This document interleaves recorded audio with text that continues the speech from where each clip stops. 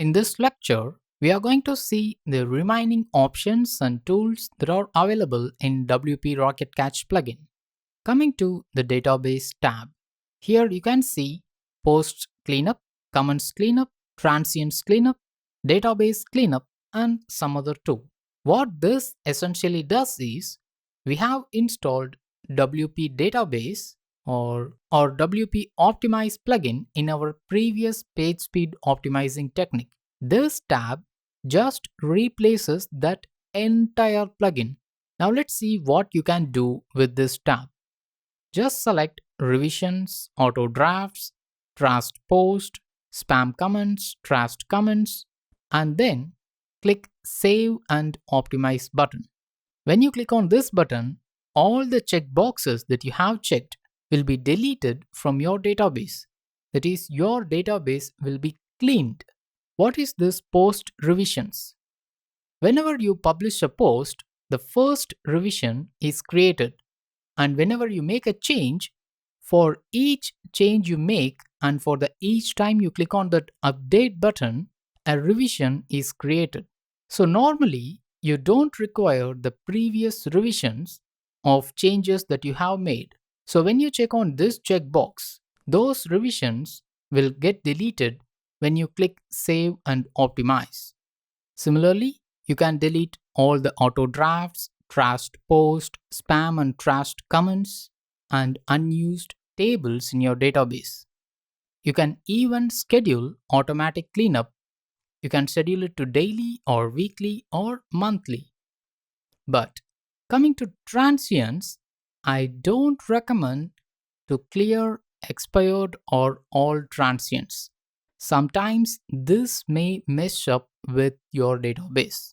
So don't do this. That is, don't check these two checkboxes. Remaining checkboxes, that doesn't matter. If you want to clean them, do clean it. Else just uncheck them and check the ones that you want, then click save and optimize. If you're so lazy, you can choose automatic cleanup, but I recommend you to manually run it whenever you are free or whenever you have got lots of revisions or drafts or trashed posts. So let's come back to preload tab. Whenever you click the clear cache in WP Rocket, you can do a preload cache.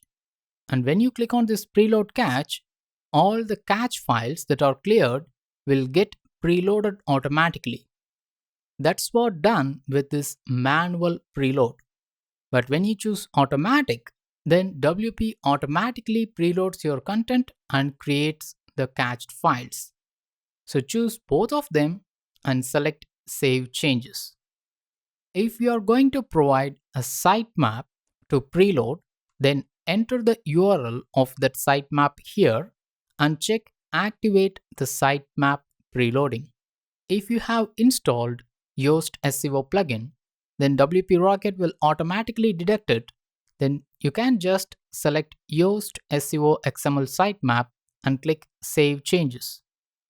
But just be aware, if you choose to preload your cache, whenever you clear the cache, your server will get a lot of load to load all your pages and cache them. So it's upon you to decide whether to activate this sitemap preloading or not. Coming to CDN. If you have bought any CDN from Amazon or MaxCDN or any other CDN network, then you can enable CDN and configure it under this tab. But at this point of time, instead of going to CDN, I advise you to go to Cloud Hosting plus Cloudflare. That will give you the best possible speed for your box. Let's go to the Varnish. This is the last option that we are going to see in this lecture. If you check this checkbox, the Varnish cache will be purged or cleaned each time whenever you clear cache using this option. You should activate this option only when your server is using Varnish. If you don't know or if you're not sure whether your server is using Varnish, then just uncheck this option. Okay, so how you can know whether your server is using Varnish or not? Simple, just ask your hosting provider. Just raise a ticket or live chat with them and check it. Here comes the tools such as to clear cache, preload cache, purge op cache that is similar to varnish clear cache, and you can back up your options and later you can choose that backup and restore those options. These are available under tools and also under WP Rocket admin bar. So with this, you have successfully configured all of these WP Rocket Cache plugins options. In the next lecture, I just want to talk to you about some of the hosting providers I recommend to avoid and the reasons behind them.